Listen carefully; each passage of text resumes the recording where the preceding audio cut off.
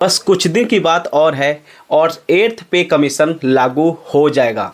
यानी अगर सब कुछ ठीक चला तो भैया ये 8 पे कमीशन लागू हो जाएगा और जितने भी गवर्नमेंट एम्प्लॉय है उनकी तो बल्ले बल्ले होने ही वाली है। जी हाँ दोस्तों, आज की वीडियो में मैं आपको बताने वाला हूँ कि अगर 8 पे कमीशन लग जाता है तो आपकी सैलरी कितने से कितनी हो जाएगी और किन किन लोगों को इसके अंदर फ़ायदा होगा, ये सारा कुछ बताने वाला हूँ। इतना ध्यान रखो दोस्तों कि सब कुछ जैसा चल रहा है वैसा ही चलता रहे, और अगर ऐसा ही चलता रहा तो नवंबर चल रहा है, दिसंबर का और वेट करो, जनवरी फरवरी के आसपास 8 पे कमीशन लग जाएगा। यानी 2026 में 8 पे कमीशन लग जाएगा। ठीक है, तो आइए इसके ऊपर हम डिटेल में बात करते हैं कि अगर ये स्कीम लागू होती है तो किन किन लोगों को फायदा होगा, क्या क्या बेनिफिट मिलेंगे एंड एवरीथिंग बात करने वाले हैं। तो बिना देरी के हुए चलिए वीडियो को शुरू करते हैं। तो दोस्तों बड़ी बात यह है कि 8वां भत्ता लागू होने के लिए जितना गवर्नमेंट एम्प्लॉय वेट कर रहे हैं उतना सरकार भी वेट कर रही है। बस कुछ ना कुछ अड़चने आ रही है, इस वजह से ये स्कीम को लॉन्च नहीं किया गया है। कायदे से तो इसको 2025 में ही लॉन्च कर देना चाहिए था, मगर ये लॉन्च नहीं हो पाया। ठीक है, अब लॉन्च नहीं हो पाया तो लोग सोच रहे कि यार कब होगा कब होगा। गवर्नमेंट भी सोच रही है कि अभी कर दूं अभी कर दूं अभी कर दूं, मगर ये सब कुछ टाइम से बैठ नहीं पा रहा है। और जी हाँ दोस्तों, मोदी गवर्नमेंट है तो पॉसिबल बिल्कुल भी है। 8वां भत्ता लगने वाला है मात्र 1 से 2 महीने के अंदर। तो चलिए हम बात करते हैं कि क्या क्या बेनिफिट होगा भैया, आइए देखते हैं। और दोस्तों एक चीज़ याद रखना कि जिस दिन अब मोदी जी लाइव आए, ठीक है, अगर उन्होंने बोल दिया कि भैया मैं 2026 में जनवरी में रात को 8 बजे लाइव आऊँगा, तो समझ लेना कि there is a maximum possibility कि वो 8वें भत्ते का ही कुछ ना कुछ सुनाने वाले हैं, इसके ऊपर बताने वाले हैं। तो इसके ऊपर ध्यान रख के चलिएगा, ठीक है, क्योंकि जिस दिन इन्होंने मित्रों बोला या भाइयों बहनों बोला तो उस दिन 8वां भत्ता लागू हो जाएगा। आइए देखते हैं इसके बारे में क्या क्या है भैया। तो चलिए, 8th पे कमीशन यानी सीपीसी की खबर सेंट्रल गवर्नमेंट एम्प्लॉय और पेंशनर के लिए बहुत इंपॉर्टेंट है। यूनियन कैबिनेट ने इसके लिए टर्म्स रेफरेंस को अप्रूव कर दिया है। मतलब कि जितने बंदे नियुक्त थे यूनियन कैबिनेट में, उन्होंने अपनी तरफ से ग्रीन झंडी दे दिया है भैया कि हमारी तरफ से कोई भी दिक्कत नहीं है, उनके तरफ से सारा कुछ अप्रूव कर दिया गया है। जिसका मतलब है कि अब कमीशन अपना काम शुरू करके और 18 महीने के अंदर रिपोर्ट सौंप देंगे सरकार को। यानी जो कमीशन इसके लिए अप्रूव किए गए हैं वो लोग 18 महीने के अंदर सरकार को अपना रिपोर्ट सौंप देंगे। और अगर सब कुछ शेड्यूल के अनुसार होता है तो 1 जनवरी 2026 को इसका शिलान्यास कर दिया जाएगा, इसको लागू कर दिया जाएगा। यानी जो भी सरकार के टर्म्स कंडीशन है अगर वो बैठ जाते हैं, यूनियन कैबिनेट ने तो अपना रिपोर्ट दे दिया है, मगर अगर सरकार के हिसाब से सब कुछ सेट हो जाता है तो भैया 1 जनवरी 2026 को इस स्कीम को लागू कर दिया जाएगा 8th पे कमीशन को। अब बात करते हैं हु विल बेनिफिट, भैया फायदा किसको मिलेगा, ये भी तो बड़ी बात है ना कि फायदा मिल किसको रहा है। आइए देखते हैं कि नजर में इस पे कमीशन में लगभग 50 लाख सेंट्रल गवर्नमेंट एम्प्लॉय हैं, 50 lakh central government employee and 69 lakh pension को फायदा मिलेगा। ये जितने यानी 69 लाख के आसपास जिनको पेंशन मिलती है वो, और 50 लाख के आसपास जो कि गवर्नमेंट एम्प्लॉय है उन लोगों को डायरेक्टली फायदा मिलने वाला है। तो गवर्नमेंट के लिए वास्तव में बहुत बड़ी बात है। और 8th पे कमीशन ऐसे मत सोचना कि 1000 2000 3000 पे बढ़ जाएगा, ऐसा बिल्कुल भी नहीं है। बढ़ता है तो ठीक ठाक वाला बढ़ता है, ये भी हम देखेंगे। आइए, इसके साथ ही कई स्टेट गवर्नमेंट भी सीपीसी की सिफारिशों को अपनाती है। इसके लिए कर्मचारियों को भी अप्रत्यक्ष रूप से भी लाभ मिल सकता है। ठीक है जी, आइए आगे बढ़ते हैं। Expected salary and pension hike कितना मिलेगा, अब आई मुद्दे की बात। अब ध्यान रखना कि सैलरी में हाइक कितना मिलेगा, पेंशन में कितना हाइक होगा, आइए देखते हैं।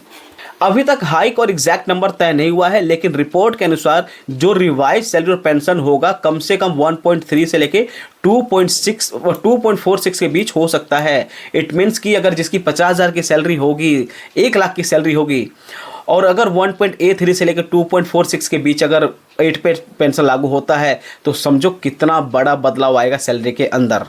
और टेंशन मतलब ये बस गवर्नमेंट एम्प्लॉय के लिए, प्राइवेट एम्प्लॉय के लिए नहीं है भैया। प्राइवेट एम्प्लॉय फिर से पीछे रह चुके हैं। मैं खुद एक प्राइवेट एम्प्लॉय हूँ, तो मुझे बताते हुए बड़ा कष्ट हो रहा है, मगर एक वीडियो है इसके लिए बताना पड़ रहा है, मगर होना तो हमारे लिए भी चाहिए यार, प्राइवेट वालों के लिए भी, है ना।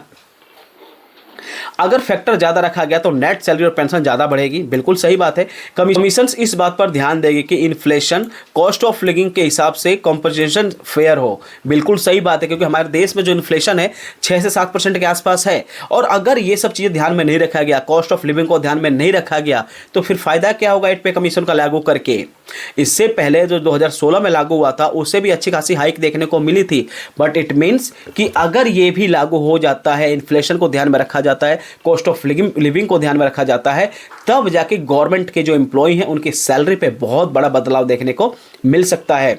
चलिए अब हम बात करते हैं कि what is the commission will examine, यानी जो कमीशन है, जो इसके लिए टीम बनाई गई है, वो क्या क्या चीज़ों पे काम कर रही है, ये भी तो पता होना चाहिए ना भैया। आइए देखते हैं एक नज़र में।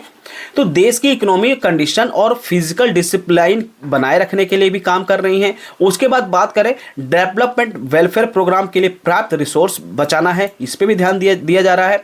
उसके बाद नॉन कॉन्ट्रीब्यूशन पेंशन स्कीम का खर्च और सुटेबिलिटी को भी देखना, स्टेट गवर्नमेंट का और फाइनेंशियल फैक्टर को भी समझना, एंड उसके बाद सेंट्रल पब्लिक सेक्टर अंडरटेकिंग और प्राइवेट सेक्टर की सैलरी स्ट्रक्चर से भी कंपेयर करना। ऐसा ना हो कि भैया कि कहीं प्राइवेट सेक्टर वालों की सैलरी ज़्यादा हो और गवर्नमेंट एम्प्लॉय का भी सैलरी कम हो जाए 8वां भत्ता लगाने के बाद भी। हालांकि ऐसा होगा नहीं, बट कहीं ना कहीं इस चीज़ को कमीशन जो है, जो टीम नियुक्त है, इस चीज़ को ध्यान देगी। तो भैया टोटल 5 फैक्टर पे वो लोग अभी काम कर रहे हैं। इसके अलावा कुछ और भी होगा तो आने वाले टाइम में अपडेट पता चल जाएगा। चलिए अब हम बात करते हैं टाइमलाइन और इंप्लीमेशन के बारे में, कब लागू होगा इसके बारे में भी देख लीजिए। तो पे कमीशन हर 10 साल में एक बार लागू किया जाता है, यानी 2026 में लागू होगा, इसका मतलब कि 2016 में लागू हो चुका है। ठीक है, तो यानी 10 साल में एक बार 8वां भत्ता, यानी जो भत्ता है वो लागू होता है 10 साल में एक बार। ठीक है, इससे पहले 7वां हुआ था, अब होगा 8वां। उसके बाद 7th CPC लागू हुआ था 2016 में, जो कि मैंने आपको पीछे बताया कि 2016 में हुआ था। 8वां लगेगा भैया 2026 में। एक्सपेक्टेड तो जनवरी 25 का ही था, मगर हो ही नहीं पाया पूरे 25 में, यानी 2025 में नहीं लग पाया। जनवरी, फरवरी, मार्च, अप्रैल सब निकल गया, नहीं हो पाया। मगर अब जो टेंटेटिव डेट निकल के आ रही है वो 1 जनवरी 2026 है। अगर सब कुछ गवर्नमेंट के हिसाब से सब कुछ ठीक रहा तो 1 जनवरी 2026 को ये स्कीम को लागू कर दिया जाएगा। अब इसके ऊपर क्या है आइए देखते हैं। जब सरकार इन सिफारिशों को अप्रूव कर देगी तब एम्प्लॉय की take home salary, pension benefit और डिस्पोजेबल इनकम नोटिसेबल इंक्रीज होगा, जिसका ओवरऑल इम्पैक्ट हमारी इकोनॉमी पे भी पड़ेगा। यानी जो भारत की इकोनॉमी है, अगर ये 8 पे कमीशन को लागू करते हैं तो हमारी इकोनॉमी पे भी इम्पैक्ट पड़ेगा। इसका मतलब है कि लोगों का खर्चा बढ़ जाएगा, और खर्चा बढ़ेगा कि कहीं ना कहीं हमारे इकोनॉमी में उसे हेल्प मिलेगा। ठीक है जी, अब इन शॉर्ट बात करते हैं, यानी जितना हमने बात किया सारा इस वीडियो के अंदर, अब उसका इन शॉर्ट देखते हैं कि क्या मीनिंग निकलता है सारा कुछ। आए देखते हैं, एक बार में देखते हैं। कमीशन हेड जो है इनके रिटायर्ड सुप्रीम कोर्ट के जज हैं, रंजना प्रकाश देसाई जी हैं। ठीक है जी, ये कमीशन को लीड कर रही है, इनकी हेड है। रिपोर्ट्स की जो डेडलाइन है 18 महीने की दी गई है यानी गवर्नमेंट की तरफ से, तो 18 महीने के अंदर रिपोर्ट ये गवर्नमेंट को हैंडओवर इनको करना ही पड़ेगा एनी हाउ। ठीक है जी, 1-2 महीने की बात नहीं है, अगर 1-2 महीने डिले हो जाता तो चल जाता है, क्योंकि गवर्नमेंट की स्कीम में टाइम लग जाता है। इफेक्टिव डेट, जैसे कि मैंने बताया कि सब कुछ अगर ऑनलाइन गया, सब कुछ टाइम से हुआ, तो 1 जनवरी 2026 को 8वां भत्ता भी लागू कर दिया जाएगा। उसके बाद है beneficiary 1.19 crore employee plus pension धारक जितने, फिटमेंट फैक्टर जो है लाइकली बिटवीन 1.8 से लेकर 2.46 तक। इसका जो बात करें पर रिजल्ट की, तो सैलरी पेंशन विल रिवाइज, जितनी भी सैलरी थी वो पेंशन थी वो सारी की सारी रिवाइज हो जाएंगी, और कहीं ना कहीं इससे हमारी इकोनॉमी को भी बूस्ट मिलेगा। तो ये है दोस्तों ओवरऑल वीडियो, जहां पे हमने बात किया कि 8वां भत्ता कब लागू होगा, कैसे होगा, कहां कहां डिले है, सारा कुछ मैंने आपको बता दिया। अगर अब आपको लग रहा है कहीं पे स्क्रीनशॉट लेकर रखना है तो आप लिख सकते हैं, कोई दिक्कत नहीं है। बस अब ये ध्यान रखिएगा, जिस दिन हम मोदी जी लाइव आए और भाइयों बहनों या मित्रों बोले तो समझ लेना कि अब बात होने वाली है 8वें कमीशन के ऊपर। ठीक है जी, क्योंकि 2025 का पूरा टाइम इसी चीज में निकल गया कि आज लागू होगा, तब लागू होगा, परसों लागू होगा, नरसों लागू होगा, नहीं हो पाया। वाली बात यह है कि क्या एक्चुअली में 1 जनवरी 2026 को लागू होता भी या नहीं होता है, या कि कोई इसकी नई डेट आने वाली है, क्योंकि गवर्नमेंट के हाथ में लागू करना है। बट गवर्नमेंट ने जो इसके लिए बॉडी नियुक्त किया हुआ है, जो टीम बनाई हुई है, अब ये टीम पे डिसाइड करता है कि भैया वो अपना हैंडओवर कब देते हैं। और अगर उनके तरफ से सारा कुछ ऑन टाइम हो गया तो गवर्नमेंट को इसको अप्रूव करने में बिल्कुल टाइम नहीं लगेगा, क्योंकि ऑलरेडी इसके ऊपर डिले हो चुका है। 2016 में जो 7वां भत्ता आया था, उसके बाद 2026 में कायदे से इसको आ जाना चाहिए था, 2025 में, मगर 2025 भी निकल गया, एक महीने में 2025 निकल जाएगा, आ जाएगा 2026। और अगर यहाँ पे भी अगर जनवरी में डिले होता है तो सोच लीजिए कि और इसके अंदर टाइम लग सकता है। और जितने भी गवर्नमेंट एम्प्लॉय वेट कर रहे हैं तो भैया बस टेंशन मत लीजिए, आज नहीं तो कल, नहीं तो परसों ये स्कीम को आप लोगों के लिए लागू कर दिया जाएगा। इस वीडियो में आपको कुछ अगर आपको सीखने समझने को मिला तो कमेंट करके जरूर बताइएगा। और अगर आप लोग चैनल पर नए हैं तो चैनल को सब्सक्राइब करके बेल आइकन को प्रेस कर लीजिए। मिलते हैं आपसे नेक्स्ट वीडियो, तब तक के लिए बाय बाय। आप अपना ध्यान रखिए, अपने मम्मी पापा का ध्यान रखिए। जय हिंद।